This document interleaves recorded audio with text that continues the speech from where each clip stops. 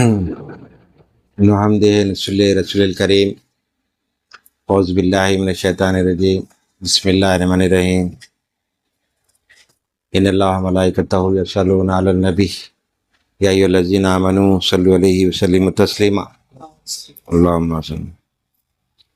ہم ہر اتوار کی طرح یہ انشاءاللہ آج بھی ہم بیان کریں گے قصص الانبیاء کا جو سلسلہ وار جو واقعات ہم بیان کر رہے ہیں ہر نبی کے تعلق سے،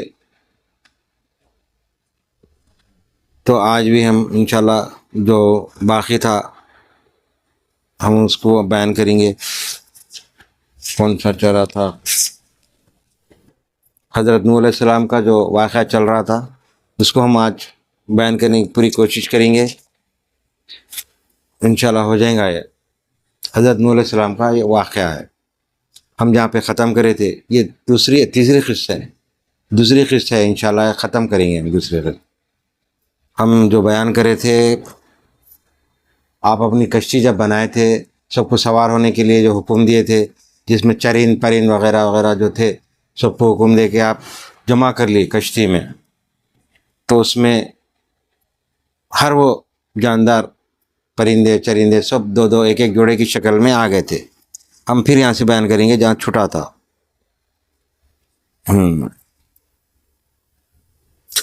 نوح علیہ السلام ماہ رجب کی دوسری تاریخ سے عشرہ محرم الحرم تک 6 مہینے 8 دن کشتی پر رہے۔ بعد جناب باری سے خدا ندا آئی، قول تعالیٰ یعنی اللہ تعالیٰ فرماتا ہے،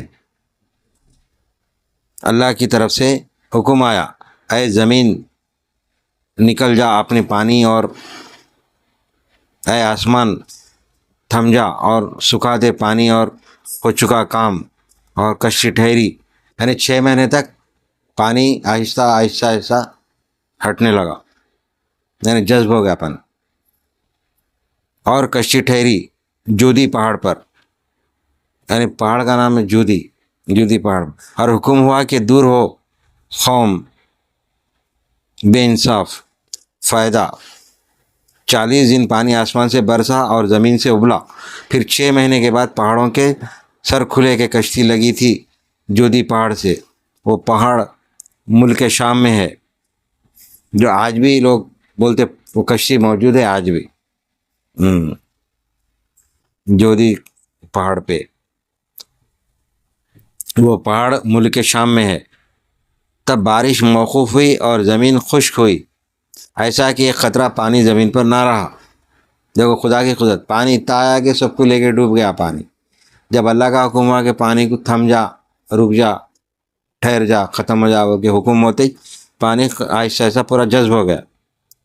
پانی زمین میں نہ رہا، مگر کشتی اسی دن زمین مجاز میں بھی 70 مرتبہ بیت اللہ کا طواف کر کے ملک شام کی طرف نکل گئی، اور وہ کوہ جودی پر جا کر ساکن ہوئی۔ یعنی کشتی بولتے کوئی چھوٹی موٹی کشتی نہیں تھی، جیسا کہ آج پانی کے جہاز دیکھ رہے ہیں، دیکھو جو لمبے چوڑے رہتے جہاز پانی، اس طرح بنی تھی، وہ بھی پوری لکڑی کی بنائی گئی تھی۔ جودی پر جا کر ساکن ہوئی، اور جہاں کہیں پہاڑ تھے سب دکھائی دیے۔ نوح علیہ السلام نے کسی پرندے کو زمین پر بھیجا تاکہ خبر لائے کہ زمین پر کس قدر پانی ہے۔ وہ وہاں جا کر دانہ چگنے میں مشغول ہوا، پھر نہ آیا۔ اس سبب سے اللہ تعالیٰ نے اسے اترنے سے معذور کیا۔ پھر حضرت نے کبوتر کو بھیجا، وہ کسی زمین پر جا بیٹھا اور کچھ سرخی تر اپنے پاؤں پر لگا کے کشتی پر آیا۔ جب حضرت نے کبوتر کے حال پر کچھ دعا فرمائی کہ خلق اللہ اس کو پیار کریں، اور اس وقت جبریل علیہ السلام نازل ہوئے اور 7 راہیں پانی کی بنا دی، اور 7 دریا روئے زمین پر جاری ہوئے۔ تب سب پانی زمین پر سے دریا میں جا گرا، اور جو باقی رہا زمین پر خوش ہو گیا۔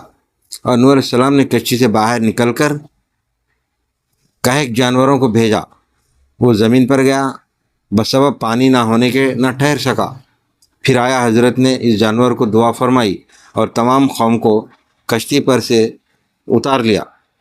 اس وقت حکم جل اللہ کا ہوا، اے نو جتنے تخم اور جڑیں ہیں یہ سب زمین پر بو دے. یعنی جو جھاڑ دیکھ رہے ہیں آج، یعنی اللہ کی طرف سے حکم ہوا کہ زمین پہ پھر سے پیر دو.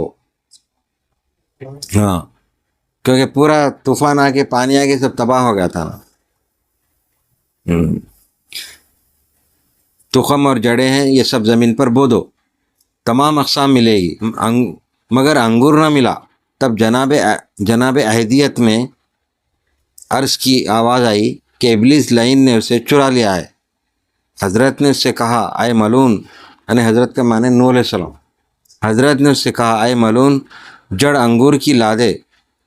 اس نے انکار کیا.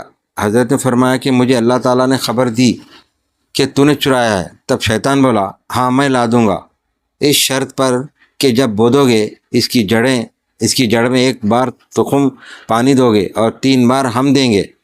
نوح علیہ السلام نے قبول کیا. اس نے لا دیا. تب تخم انگور زمین میں بو دیا اور بموجب قول کے اپنے عمل میں لائے. نوح علیہ السلام نے اس کی جڑ میں 1 دفعہ پانی دیا اور شیطان علیہ لعنت نے 3 دفعہ، یعنی لومڑی اور شیر اور خوک، یہ تینوں جانور کو مار کر خون ان کے اس کی جڑ میں دیا. اور جو شیرنی کو انگور میں ہے سو نوح علیہ السلام نے پانی دینے کے سبب ہے. دیکھو اس میں جو مٹھاس ہے، حضرت نوح علیہ السلام پانی دیے تو مٹھاس آئی. جو شراب کا واقعہ ہے یہی چھ دیکھو، جو شراب پیتے ہیں.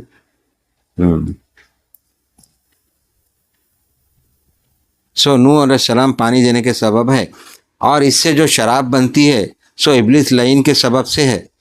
یعنی انگور کی شراب جو زیادہ بکتی، زیادہ بنتی، انگور کی شراب ہے. اس واسطے مزاج شرابیوں کا پہلے لومڑی کے مزاج سا ہوتا ہے. یعنی شرابی کیا کرتا، چال چلتا دو، تم ایسا کرو میرے کو 10 لاکھ دو میں 25 لاکھ دیتا ہوں بولتا. تو یہ چال لومڑی کی ہے. یعنی شراب پینے بعد اس کے دماغ کام کرنے لگ جاتا، اور شرابی کا دماغ بھی کام کرنے لگتا اور دل بھی ذرا اس کا وسیع ہو جاتا، مطلب بہادر کیسا ہو جاتا. انہیں اگر کمزور بھی ہے تو اس کا دل پہلوان کی طرح ہو جاتا عارضی طور پہ. انہیں اندر سے کمزور رہتا مگر اس کا قلب بھاری ہوتا، ایسا کہ جیسا کہ بہت بڑا پہلوان ہے. تو اس میں یہ تاثیر ہے. کس کی تاثیر ہے سمجھ گئے نا؟ وہ 2 جانور کوسے تھے.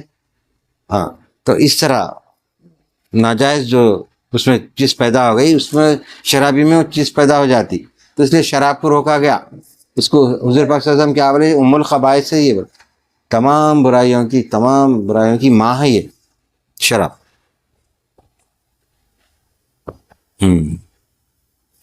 سو ابلیس لعین کے سبب سے، اس واسطے سے مزاج شرابیوں کا پہلے لومڑی کی مزاج سا ہوتا ہے،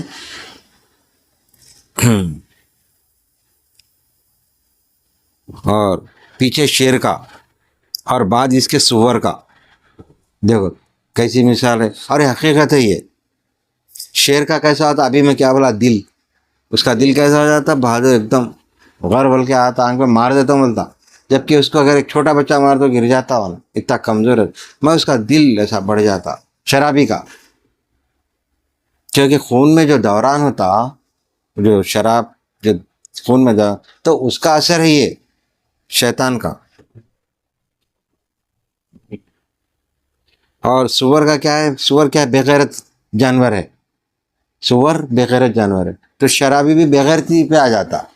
ان کیا کرتا، کسی کا مال نہیں دیکھتا، حرام نہیں حلال نہیں، کھانا پینا روپیہ پیسہ حرام جہاں سے مل جاتا لے لیتا. اس کو گندگی کیا ہے، اچھائی کیا ہے یہ بھی پتہ نہیں. میں شراب پیتے پیتے بازو گندا کیچڑ ہے وہاں بھی بیٹھ جاتا، وہاں بھی لیٹ جاتا. تو سور کی نشانی ہے شراب، کیونکہ حالت نشے میں کسی کو دیکھتا سمجھتا سنتا نہیں. یعنی نشہ جب چڑھ جاتا تو اس کو ختم بھول جاتا انہیں کیا ہے. اور یہ قاعدہ کلیہ ہے، یعنی پکا ہے، یہ بات بالکل پکی. ہر شے میں تاثیر اصل کی ہوتی ہے. یعنی ہر شے میں تاثیر جو آتی ہے، اصل کی جو تاثیر ہوتی ہے وہی رہتی. جیسا کہ گیہوں کی پیداوار کریں، گیہوں بوئیں گے تو گیہوں پیدا ہوئیں گے، چاول کا دانہ پہنیں گے تو چاول ہوگا، تو اس کی تاثیر وہی پیدا ہوئیں گے. کسی کو دیکھتا سمجھتا نہیں، اور یہ قاعدہ کلیہ ہے، بمصداق کل شعین یرجو، اور یہ شیطان کے فعل سے ہے۔ اور ابلیس نے کہا، اے شیخ الانبیاء، احسان تیرا مجھ پر بہت ہے، مجھ سے کچھ تو مانگ لے۔ حضرت نے فرمایا، اے ملعون، تو ہمارے کس گناہ سے خوش ہوا ہے؟ وہ بولا، تو نے گناہ نہیں کیا، تو نے ہزاروں کافروں کو خدا کی درگاہ میں دعا کر کے ہلاک کیا۔ سب دوزخ میں ہمیشہ میرے ساتھ رہیں گے۔ نوح اس بات کو سن کر ترس کھا کر 100 برس تک روتے رہے۔ یعنی نبی کی زبان سے نکلا ہوا الفاظ اللہ قبول کر لیتا۔ تو شیطان کو ایک آفر دے رہا کہ تم بولو میں کیا آپ کے لیے کروں، تو آپ کیا بولے، نہیں تیری کوئی ضرورت نہیں۔ تو کیا بولا، ارے آپ کو میں اس لیے آفر دے رہا ہوں کیونکہ آپ کی زبان سے نکلا ہوا الفاظ اللہ سن لیتا، جسے 100 لوگ مارے گئے، خالی بدوا دیتے مارے گئے۔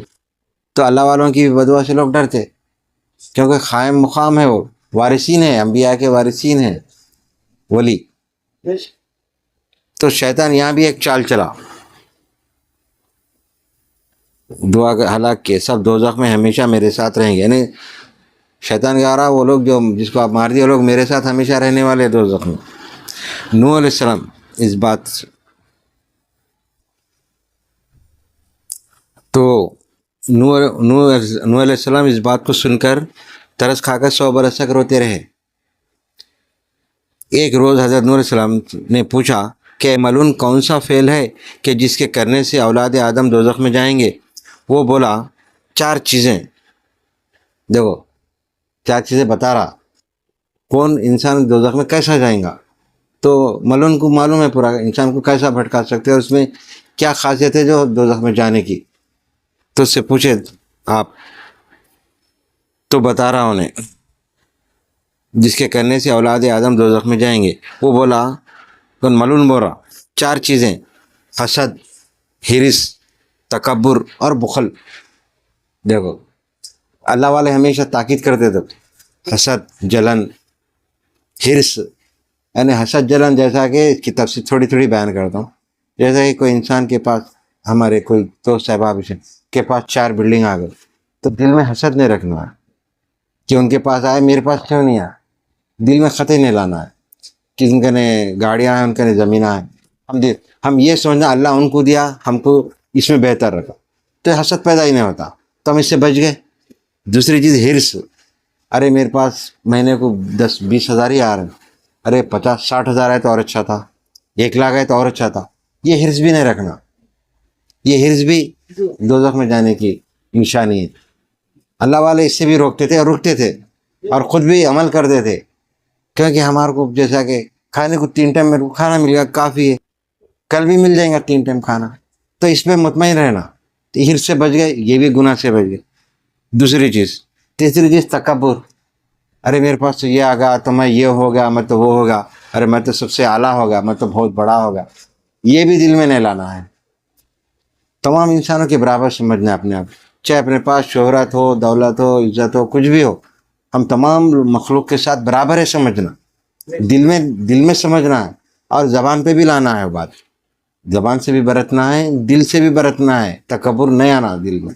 دل میں بھی آ گیا تو وہ بھی ایک نشانی ہے تکبر کی، دل میں بھی اگر آ گیا تو وہ بھی گناہ میں شمار ہے وہ۔ تیسری چیز ہو گئی۔ اور بخل بھی ایک ایسی چیز ہے، جیسا کہ اللہ تعالیٰ تم کو جتنا نوازا، اس میں اپنے اہل و عیال کا خیال، ماں باپ کا خیال، بہنوں بھائیوں کا خیال، اور زیادہ بچ رہا خالہ خالو، ماما مامی، بہن دور کے رشتہ دار، بہن بھائی دور کے، اور دور کے، بعد میں پڑوس کے، بعد میں اور، تو ایسا جو ہے تو نہیں ہے، تو جتنا تمہارے اندر ہے اس کو اپنے خوش دلی کے ساتھ، کھلے دل کے ساتھ اپنے اہل و عیال پہ خرچ کرنا ہے، کھانے پہ، پینے پہ، کپڑا لتا جو بھی ہے، بخل نہیں کرنا ہے۔ جیسا کہ پیسہ رکھا ہوا ہے، اپنے بیوی پہ خرچ نہیں کر رہا، کوئی بچوں پہ نہیں کر رہا، ماں باپ پہ نہیں کر رہا، پیسہ رکھا ہوا ہے مگر نہیں کر رہا، تو اس کو بخل بولتے۔ اللہ جب دیا ہے اس کو خرچ کرنا، کیونکہ پھر اللہ دینے والا ہے، پھر تمہارے پاس پھر آنے والا ہے، رزق آنے والا ہے، روپیہ پیسہ جو بھی پھر دینے والا، تم روک دیں گے تو اللہ پھر روک دیتا۔ یہ اللہ کی ایک ناراضگی ہے اللہ جو چیز عطا کرتا ہے اس کو اگر روک دیں گے تو اللہ ناراض ہو جاتا. کھلے تو ولیوں کو دیکھے کبھی بخل نہیں کرتے، کسی چیز میں بھی نہیں کرتے، بانٹ دیتے پھر بیٹھ جاتے، مالک تو دینے والا ہے، ختم. تو اس پہ توکل یہ بہت بڑی بات ہے، توکل پہ رہنا اور اللہ کی راہ میں خرچ کرنا، اللہ تعالیٰ نوازتا. تو حضرت نے شرح ان چیزوں کی اس سے پوچھی، اس نے بیان کی کہ میں نے 70,000 سال خدائے عز و جل کو سجدہ کیا.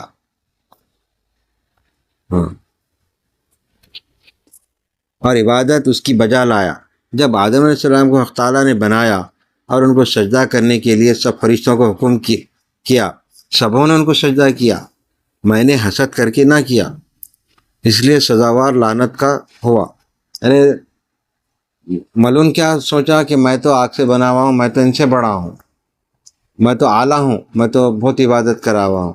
یہ غلط فہمی میں سجدہ نہیں کیا تھا، اس لیے لعنت ہوئی اس پہ، محض تکبر سے ہوا. اور دوسری یہ کہ پھر حق تعالیٰ نے مجھ کو ارشاد فرمایا، تو نے آدم کو سجدہ کیوں نہ کیا؟ اس وقت پھر میں نے تکبر کیا اور کہا کہ میں بہتر ہوں آدم سے، کہ ان کو بنایا تو نے خاک تیرا سے اور مجھ کو بنایا تو نے نار سے، یعنی آگ سے. یعنی آدم علیہ السلام کو مٹی سے بنایا اور میرے کو آگ سے بنایا. اس لیے حق تعالیٰ نے اپنی درگاہ سے مردود کیا. اور تیسرا یہ ہے کہ حرص ہوئی آدم علیہ السلام کو گیہوں کھانے کی، جس سے اللہ تعالیٰ نے منع کیا تھا تاکہ وہ نادم بہشت میں رہیں، اور میں نے ان کو گیہوں کھلایا اس لیے وہ بہشت سے نکالے گئے، یعنی بھٹکا کے. تو انہوں نے یہ نہیں چاہا کہ آدم علیہ السلام جنت میں رہنا، اس کو بھی یعنی حسد پیدا ہو گئی تھی. وہ بہشت سے نکالے گئے اور یہاں گرفتار ہوئے. اور چوتھا بخل ہے کہ خدا تعالیٰ نے بخیلوں پر جنت حرام کی ہے، ہرگز وہ جنت میں نہ جائیں گے. یعنی بخیل جیسے کہ بہت کچھ روپیہ پیسہ ہے مگر غریبوں میں تقسیم نہیں کر، جیسے کہ رمضان کا مہینہ آ گیا، کئی غریبوں کا حق ہے، رشتہ داروں کا حق، مگر نہیں دیتے. جیسا کہ ان کے پاس لاکھوں روپے ہے، کروڑوں روپے.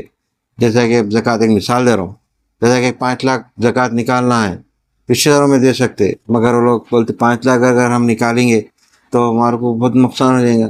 یہی 5 لاکھ کو ہم کاروبار میں لگا دیں گے، 1 لاکھ دے دیں گے، 4 لاکھ کو کاروبار میں لگائیں گے. یہاں بھی اللہ سے بھی بٹے بازی کر دے، اللہ کو بھی دھوکہ دینے کی کوشش کرے. تو 1 لاکھ بانٹ دیتے تھوڑے تھوڑے، 4 لاکھ وہ جو دینا ہے زکوٰۃ کی اس کو بھی پھر کاروبار میں لگا دیتے، پیسے اور بڑھ جاتے بلکہ بینکوں میں کاروبار. تو اس سے ہوتا کیا، یہ ہوشیاری چند دنوں کی ہے، پھر بعد میں اللہ تعالیٰ کیا کرتا، کسی بیماری میں، کسی وجہ سے، کسی اور کاروبار میں نقصان کر کے پورا نقصان ہو جاتا. تو اس طرح بخل بھی نہیں کرنا چاہیے. چوتھا بخل ہے خدا تعالیٰ نے بخیلوں پر جنت حرام کی ہے، ہرگز وہ جنت میں نہ جائیں گے. ابلیس حضرت نوح علیہ السلام کو یہ ماجرا سنا کر چلا گیا. بعد حضرت پر جناب باری کا حکم ہوا، اے نوح، کشتی کی لکڑی سے تو ایک مسجد بنا. تب انہوں نے جودی پہاڑ پر ایک مسجد بنائی اور وہاں بستی ہوئی. نام اس کا سمانین ہوا. سمانین کے معنی ہے کہ 80 آدمی مومن اور مومنہ نوح کے ساتھ وہاں تھے. اور چند روز کے بعد حضرت نوح نے وہاں وفات پائی. پھر اولاد ان کی سام اور حام اور یافس باقی رہی. چنانچہ تمام مخلوقات اور تینوں کی نسل سے ہیں، یعنی جتنی نسل ہے یہ تینوں کی نسل سے ہیں، ان تینوں کی نسل سے. اہل عرب اور عجم شام کی اولاد ہے، یعنی اہل عرب جو سعودی عرب میں ہے وہ کس کی اولاد ہے، عجم. اہل عرب اور عجم شام کی اولاد میں سے ہیں. اور اہل ہند وہ حبش حام کی اولاد سے ہیں جو ہندوستان میں. اور اہل ترکستان یاس کی اولاد سے ہیں. اور مروی ہے کہ نوح علیہ السلام ایک روز سو گئے تھے، ہوا سے کپڑا ستر عورت کا ان کے الگ ہو گیا تھا. نظر عام کی اس پر گری، وہ ہنس کر چپ کا ہو کر ہو رہا. اور نظر جب شام کی گری اس نے کپڑا اڑا دیا. تب نوح علیہ السلام نے ان کو دعا دی، دعائیں نیک کی، اس واسطے اور اولاد ان کی پیغمبر ہوئی. اور حام کو دعائیں بدوی بدی منہ سے ان کا سیاہ ہوا، اولاد بھی ان کی سیاہ رہی، یعنی بدوا سے سیاہ اولاد ہوئی، جو کالے افریقہ کے بولتے تھے اولاد ان کی سیاہ ہوا، اولاد بھی ان کی سیاہ رہی۔ اور بعضوں نے کہا ہے حام نے شام کو دعا دی تھی جب اولاد ان کی پیغمبر ہوئی، اور مروی ہے کہ عمر نوح علیہ السلام کی 1400 برس کی تھی، اور دوسری روایت ہے کہ 1000 برس کی تھی، اور تیسری روایت ہے کہ 1000 برس کی عمر تھی۔ 50 برس کم سے صحیح ہے۔ سورہ عنکبوت میں مذکور ہے، یعنی قرآن میں سورہ عنکبوت ہے، سورہ عنکبوت میں مذکور ہے جب نوح علیہ السلام نے دار فانی سے رحلت فرمائی، فرشتوں نے ان سے پوچھا اے شیخ الانبیاء دنیا کو کیسا دیکھا؟ حضرت نے فرمایا مجھے ایسا معلوم ہوا کہ ایک دروازے سے گھس کر دوسرے دروازے سے نکل آیا، یعنی اتنے سال رہنے کے بعد بھی، کتنے سال رہے؟ ہاں 1400 سال رہنے بعد بھی ایسا پوچھے تو ایسا محسوس ہوا کہ ایک دروازے سے نکل کے دوسرے ایک دروازے سے داخل ہوا اور دوسرے سے نکلا، یعنی اتنی عمر بتا رہے ہیں، یعنی اس طرح تیزی سے گزر جاتی زندگی انسان کی۔ تو آج اب ہم جو وقت دیکھ رہے ہیں، اب یہ 2025 کا جو دیکھ رہے ہیں ہم وقت، ہر انسان 50 سال 60 سال تک ہی جی رہا، اور سرکاری دعا کی پیشن گوئی بھی تھی کہ 50 60 سال 70 سال تک انسان کی حیات ہے، اور یہ 50 60 سال بھی دیکھے تک گزر جاتے۔ تو موت کو ایسا سمجھنا چاہیے کہ عنقریب آنے والی ہے، اس کے لیے تیاری کیا ہے یہ کرنا چاہیے۔ تو اولیاء کرام ہر دن اپنا محاسبہ کرتے تھے، آج میں صبح سے لے کے شام تک کیا کرا، کس کی بھلائی کرا، کتنی عبادت کرا، اللہ کی راہ میں کیا خرچ کیا، کیا کرا، اپنا محاسبہ کر کے رات میں توبہ استغفار کرتے تھے، اور لوگوں کے لیے جیتے تھے، لوگوں کے لیے دعا کرتے تھے، اپنے لیے دعا نہیں کرتے تھے۔ تاریخ ہے کوئی بھی اولیاء کرام خود کے لیے تعریف نہیں کرے، اپنے وہاں سے میرے کو اللہ یہ ہونا، اللہ میرے کو وہ ہونا، کبھی اللہ سے کوئی ہے، کیونکہ اللہ تعالیٰ کو علم ہے، ایک ولی جانتا کہ اللہ کو کیا کیا علم ہے، میرے کو کیا چاہیے، تم کو کیا چاہیے، ہر چیز کا علم ہے اس کو اللہ کو۔ تو اولیاء کرام اپنے لیے دعا نہیں کرتے، جو دوسروں کے لیے دعا کرتے قبول کیوں ہوتی؟ وجہ یہی ہے کہ ولی اپنے لیے نہیں مانگتا، دوسروں کے لیے جیتا۔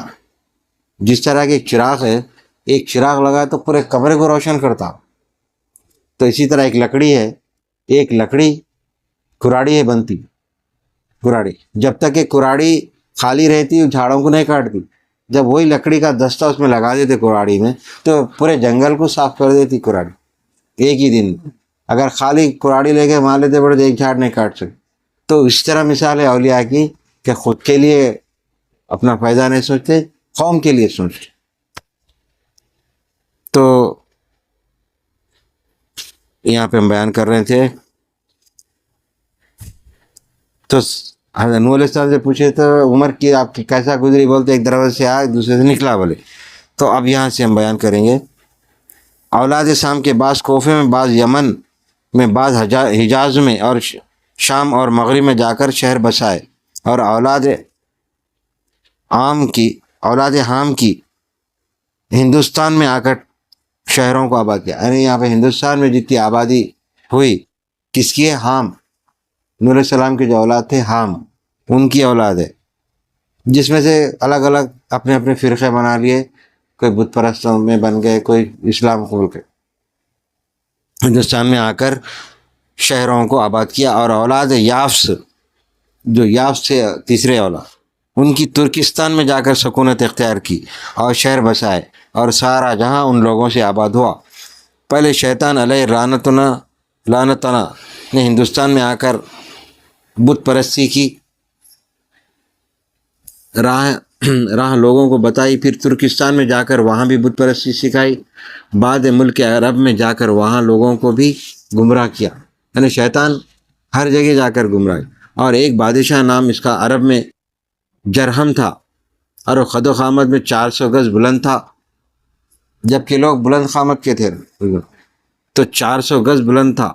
تمام ملک عرب اس کا مطیع فرمان تھا۔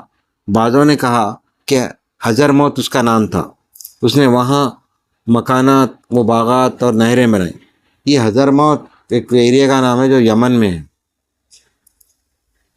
قوت اور شجاعت میں اس کے ملک عرب میں ثانی نہ تھا. 700 برس گزرے کہ اس عرصے میں کوئی ان میں سے مرا نہ تھا. یعنی 700 برس تک حیات تھی وہ لوگ. وہ سب موت کو بھول گئے تھے. زمین انہوں سے آباد وہ معمور تھی اور سب جاہل تھے.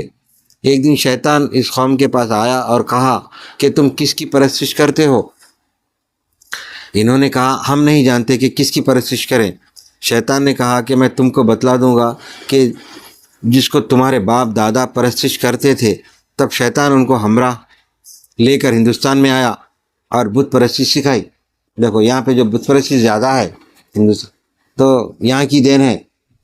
بت پرستی سکھا دے. سب مردود ان پر ان 5 بتوں کو وہاں سے اٹھا کر لے گئے اور کہا اور بولے نہ چھوڑیو اپنے ٹھاکروں کو، یعنی ود کو، نہ سوا کو اور نہ یغوث کو. یہ نامہ ہے بتوں کے جو سریانی زبان کے ہو سکتے.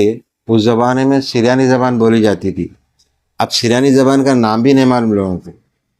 عرب میں تو عربی رائج ہوئی، تو اس زمانے کے نام ہے یہ. دوگنا سواؤ کو اور نہ یغوث کو اور نہ یاخوخ کو، یعقوب نہیں ہو، یاخوخ کو اور نہ نصر کو. نصر بولتے اس زمانے کے بتوں کے نام ہے، یہ انسانوں کے نام نہیں. نصر کو سب کے سب ان کو پوجنے لگے. تمام عالم بت پرست ہو گیا. تو یہاں پہ حضرت نوح علیہ السلام کا واقعہ ہم ختم کرتے ہیں. تو بت پرستی کی جو شروعات ہوئی اس طرح ہوئی.